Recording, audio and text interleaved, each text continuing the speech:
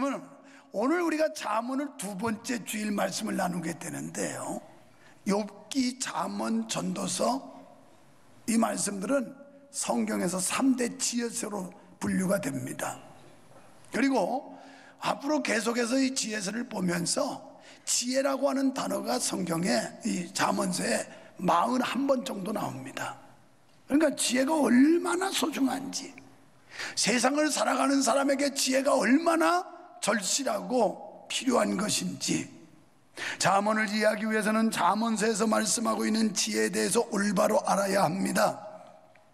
지혜로 번역된 대표적인 히브리어는 호크마라고 지난주에 말씀을 드렸어요. 물론 들으셨지만 다 까잡섰을 테니까, 그래서 지난주 설교 그냥 해도 하나 문제가 없어요. 왜냐하면 여러분이 워낙 기억력이 좋으셔서 지난주 들은 건 목사님 걱정 말고 반복하세요, 우리는 그냥 들으면 다 잊어버리니까 괜찮습니다. 여러분이 내가 콩나물 믿음이라는 거 다 알아요. 그런데 그래도 믿음은 자라요. 콩나물이요, 콩나물 시루에다 앉혀놓고 물 주면 밑으로 쫙 빠져버리는데 콩나물은 자라더라고요. 믿음은 들음에서 나는 줄 믿습니다. 들음은 그리스도의 말씀으로 말미암는 줄 믿습니다.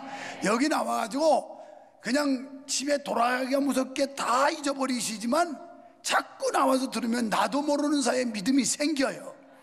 왜? 그리스도의 말씀을 듣기 때문에 그래요. 그런데 여러분 무시하는 게 아니라 여러분 IQ가 150씩 되기 때문에 호크마 다 알고 계신 줄 알아요.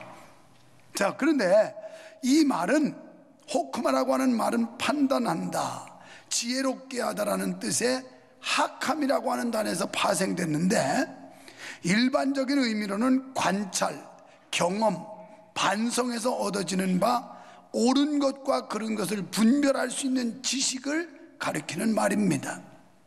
때문에 이 지식은 단순한 과학적인 지식이나 철학적인 지식과는 다른 것입니다.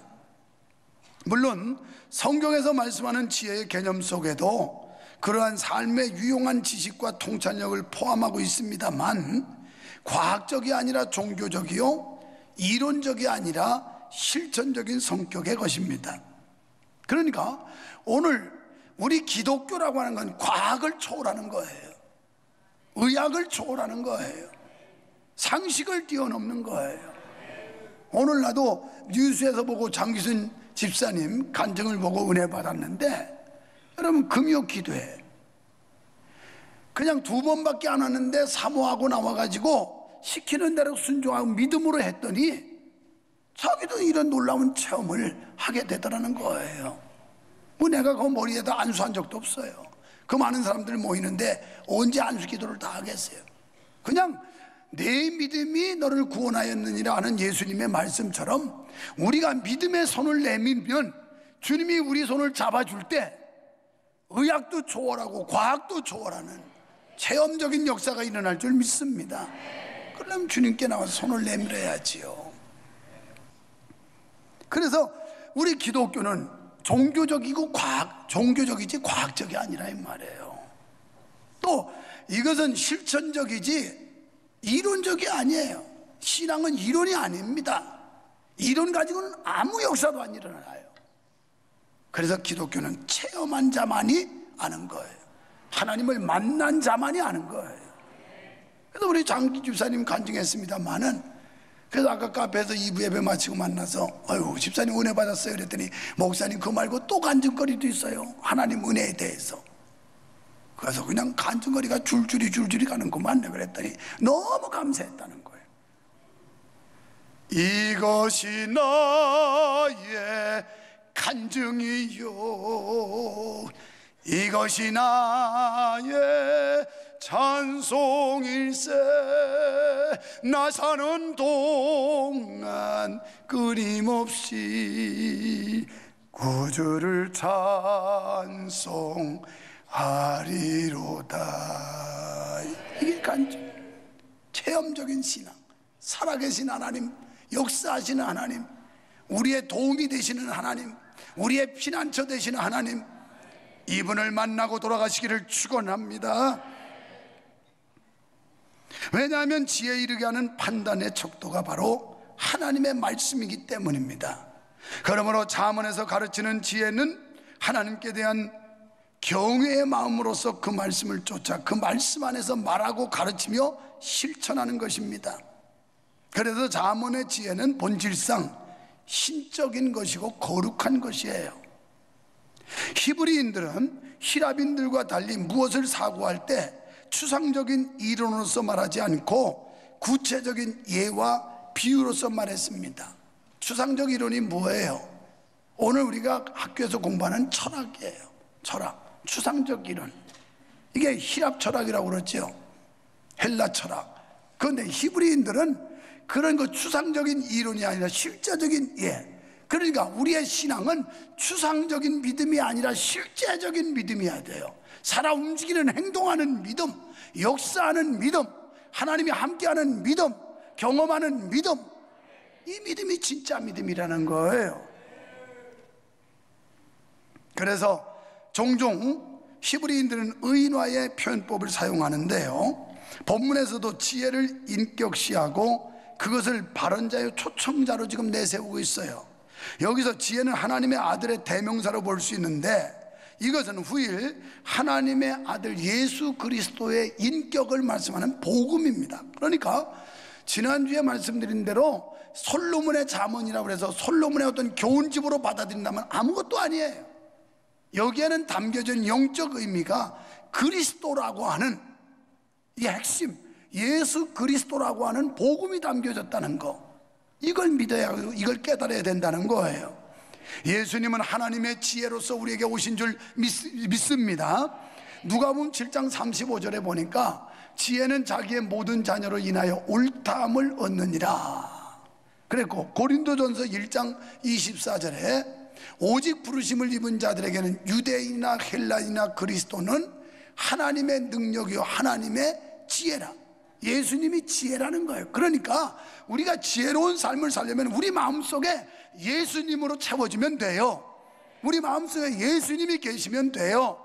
왜? 예수님 그분이 자체가 지혜이기 때문인 줄 믿습니다. 그러니까 아주 쉬운 말, 예수 잘 믿으면 지혜롭게 살 수 있다는 거예요. 예수 잘 믿으면. 고린도전서 1장 30절에 보니까 예수는 하나님께로서 나와서 우리에게 지혜와 의로움과 거룩함과 구속함이 되느니라. 아멘. 본문은 마태복음 22장 1절로 14절에 소개되고 있는 어떤 왕의 아들의 혼인잔치 비유와 같은 그런 성격을 가지고 있습니다. 그래서 왕이 아들 혼인잔치를 벌려놓고 사람들을 초청해요. 그랬더니 사람들이 이런저런 이유 대고 다 도망갔어요. 그래서 가서 그냥 초대하지 않은 사람들 데려와라 그랬어요. 데려왔는데 아직도 빈자리가 있습니다. 그랬더니 주인이 뭐라고 그러냐면 길과 산울가로 가서 강권하여 사람들을 데려다가 채워야 돼요. 여러분, 여러분의 심령이 채워지기를 축원합니다. 여러분의 심령이 공허하면 딴짓해요. 이 마음이 채워지지 않으니까 자꾸 엉뚱한 생각하고 엉뚱한 짓하고 못된 짓하고 이러는 거예요. 그런데 이 마음이 충만하게 채워지면 다른 게 들어올 수가 없는 거예요. 공간이 없어요. 그래서 우리는 성령으로 채워져야 되고 말씀으로 채워져야 되고 예수님으로 채워져야 되고, 충만해지면 딴 생각 딴 짓을 안 한다니까요. 이게 비니까 엉뚱한 짓 하는 거예요. 그래서 우리는 본문을 중심으로 하면서 지혜의 초청에 대해서 은혜를 나누려고 하는데, 먼저 20절로 21절에 보니까 하나님은 누구나 초청하신다는 거예요. 남녀노소 빈부 따지지 않고 누구나 다 초청하세요. 공개적으로. 은밀하지 않습니다. 또 사사롭지도 않습니다. 누구에게나 해당되는 보편적인 초청인 줄로 믿습니다. 누구나 들을 수 있고 누구나 듣고 초청에 응하는 사람은 참석할 수 있습니다. 본문에서 지혜가 사람들을 초청하는 장소는 길거리요, 광장이요, 길머리요, 성문옥이요, 성중이라고 그랬어요. 이곳은 모두 개방된 장소고 누구나 왕래할 수 있는 자유로운 장소, 이걸 의미하는데, 지혜는 바로 이곳으로 나아가 사람을 초청했다는 거예요. 요한복음 3장 16절에 보면 하나님이 세상을 이처럼 사랑하사 독생자를 주셨으니 이는 누구든지 남자든지 여자든지 노인이든지 젊은이든지 아이든지 누구든지 예수를 믿으면 구원받는다는 게 요한복음 3장 16절의 초청입니다. 할렐루야. 그러므로 나는 해당되지 않는다고 변명할 수가 없다는 거예요. 나는 듣지 못해서 못 믿었다고 핑계할 수 없다는 겁니다. 20절로 21절에 보면 부르며 소리를 지르며 소리를 바라며 큰 소리로 초청했다고 말씀해요. 모두가 들을 수 있게 초청했기 때문에 이제는 우리 쪽에서 초청에 응할 것이냐 안 할 것이냐 이걸 결정하는 거예요. 오늘도 하나님께서는 이 잔치 자리에 거룩한 주일, 거룩한 성전에 우리를 부르셨어요. 그런데 여러분은 그 초청에 초대에 응하신 사람들이고 안 온 사람들은 거절한 사람들이에요. 이거는 우리가 선택하는 거예요. 우리가 갈 것이냐 말 것이냐, 누가 잔치한다고 오라고 그러는데 그 집에 갈 거냐 안 갈 거냐는 우리가 선택하는 거란 말이죠. 지금 하나님은 누구에게나 공평하게 모든 사람들을 초대하고 있는데 거기에 응하고 안 하는 건 우리가 할 일인데요. 사랑하는 여러분, 이 시대 하나님께서는 모든 사람을 공개적으로 초청하신 줄 믿습니다. 그래서 많은 사람이 복음을 전하고 있어요. 우리는 때를 어떤지 못 어떤지 열심히 복음 전하고 있어요. 그 다음에 매스미디어를 통해서 접할 수가 있어요. 매스미디어라고 하면 신문, 라디오, TV 또는 뭐 영화, 잡지 이런 것들이 매스미디어예요. 이런 걸 통해서 주님이 초청을 하세요. 그걸 만날 수가 있는 거죠. 지금 단기성교팀도 우리 K-팝도 또 거기서 몇 개를 해요. 춤추고. 왜냐하면 그들에게 미끼를 던져서 젊은이들, 학생들 이들에게 미끼를 던져서 오게 하고 그리고 거기다가 복음을 집어넣기 위해서 그런 것도 소개를 해요. 어쨌든 이렇게 하나님께서는 다양한 경로를 통해 예수 믿을 수 있는 기회를 제공하시는데 선택은 우리가 해야 된다는 거예요. 옆에 있는 분 보고 성도님은 선택 잘하셨습니다. 탁월한 선택이십니다. 오늘 여러분이 예수 믿은 거 탁월한 선택인 줄 믿습니다. 여러분이 이 자리에 와서 앉아있는 거 탁월한 선택인 줄로 믿습니다. 그러기에 여기 올 수 있는 거예요. 여기 성가대 자리에 앉아있는 거, 명절이라고 오늘 보니까 많이 빠졌던데 한 10명은 빠졌던데 그래도 여러분은 여기 앉아있는 게 탁월한 선택인 줄로 믿습니다. 여기도 뭐 더 다른 데 연주한다고 도망간 인간도 있는데 아무튼 여기도 탁월한 선택인 줄로 믿습니다. 다 보고 있다니까. 목사님은 참 눈도 밝고 어떻게 이렇게 다 알고 있지? 아니 내가 아까 이복기 집사님네 5 식구 이름을 제대로 불러주는 거 보면 얼마나 목회를 잘하고 있는지 노상 돌아다녀도 교인들을 다 숟가락 바꿔까지 알고 있을 정도면 되는 거지. 노상 여러분 집에 가서 밥도 먹고 다녀야지 뭐 잘하는 건가? 가도 밥도 안 줄 거잖아요. 속으로 오지도 않잖아요. 그래 안 가고 안 먹는 거야 그냥. 두 번째는 22절로 31절 긴장하지 마세요. 두 번째밖에 없으니까. 습관이 돼가지고 아유 목사님 이제 두 번째면 그럼 세 번째는 언제 나옵니까? 오늘 중에 해요. 그런데 여러분 초청은 언제까지나 계속되는 게 아니라는 걸 교훈하고 있어요. 항상 열려있는 게 아니에요. 혼인잔치는 반드시 기간이 있어요. 요즘에는 뭐 하루 하지만 하루도 그냥 예식장 가서 몇 시간 하지만 옛날에 우리나라는 잔치를 하면 한 이틀 내지 3일 했잖아요. 그래서 회갑잔치를 한다든지 결혼잔치를 한다든지 그러면 이틀에서 3일을 합니다. 그런데 파장에 가면 끝나는 날 가면 먹을 게 없어요. 그때는 남은 찌끄러기 음식 가지고 대충 그냥 뭐 이렇게 때우기 때문에 그건 먹을 게 없어요. 어쨌든 기한이 있었습니다. 잔치는 며칠부터 며칠까지 합니다. 오늘 여기 초청도 때가 있다는 거예요. 때가. 근데 그 때와 기한이 바로 지금이라는 겁니다. 지금. 할렐루야. 여러분 고린도후서 6장 2절에 보면 다 같이 시작. 가라사대 내가 은혜 베풀 때에 너를 듣고 구원의 날에 너를 도왔다 하셨으니 보라 지금은 은혜 받을 만한 때요 보라 지금은 구원의 날이로다. 아멘. 언제? 지금이에요. 현재 시사예요. 현재 시사.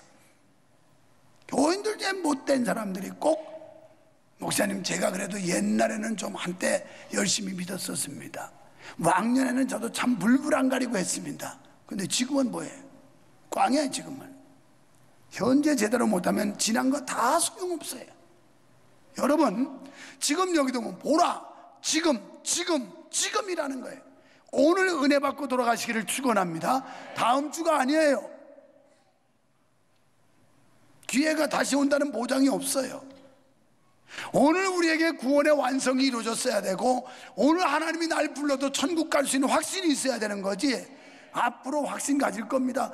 그날이 안 오면 지옥 가는 건데요. 미래의 시간은 약속음에 불과해요. 내일이란 시간이, 내가 내일 아침 일찍 비행기 타러 나가야 되는데 그 시간이 안 올 수도 있어요. 이게 인생인 거예요. 아시겠어요? 착각하지 마세요.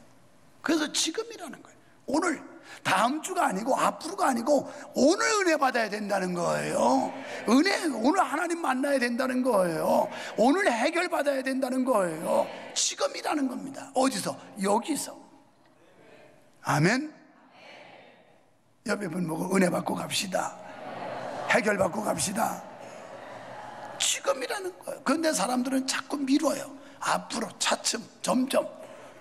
오늘 우리에게 지혜의 초청은 지금 와서 은혜 받으라고 우리에게 요구하고 있는데, 바로 잔치에 참석하라고 부지런히 부르고 또 부르고 있습니다. 거듭해서 오라 오라 부르고 있어요. 그런데 어리석은 자들, 미련한 자들, 거만한 자들이 초청을 거부한다는 거예요.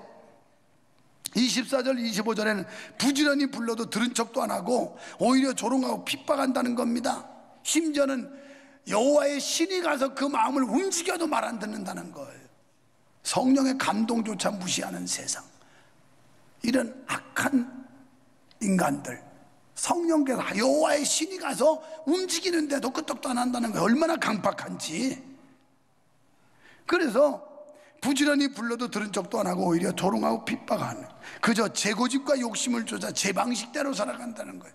여러분, 우리는 내 방식대로, 내 고집대로 사는 게 아니라 주님 방식대로 살아야 될 줄 믿습니다.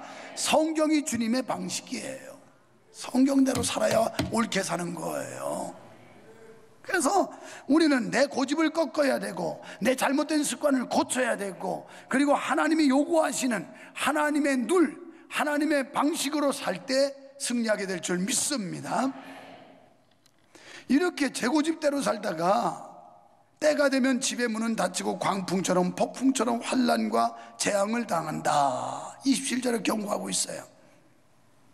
그러니까 하나님께서 미리 예고하시고 좋은 말 할 때 정신 차려야지. 그저 고집 부리고 오만불손하고 이러다가 막 그냥 광풍처럼 폭풍처럼 환난과 재앙이 오면 감당 못해요. 그때는 그제서야 정신이 나서 닫힌 문을 열어달라고 하지만 절대로 열리지 않을 것이며 열어주지도 않는다, 이렇게 말씀하고 있어요. 지금 초청할 때 응하지 않으면 그때는 문 닫혀버리면 절대 열어주지도 않고 열어달라고 떼써도 소용없다.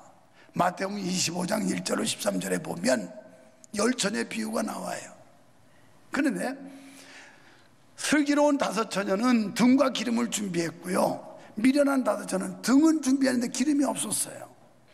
그런데 이스라엘은 밤중에 결혼식을 하는데 그 풍습이, 그래서 이제 우리 옛날 왜 뭐 한판다고 그러잖아요. 그러면 그 친구들 앞에서 감사하시오 그러는 것처럼 신랑이로다 맞으러 나오라 그러면 신부들이 아니지, 신부들이 또 신부들이 나오네. 거기다가 이제 등에 불을 켜가지고 신랑을 맞으러 나가는 거예요. 등불을 가지고. 오늘 신랑 대신 예수께서 오라 하실 때 그 노래 불렀잖아요.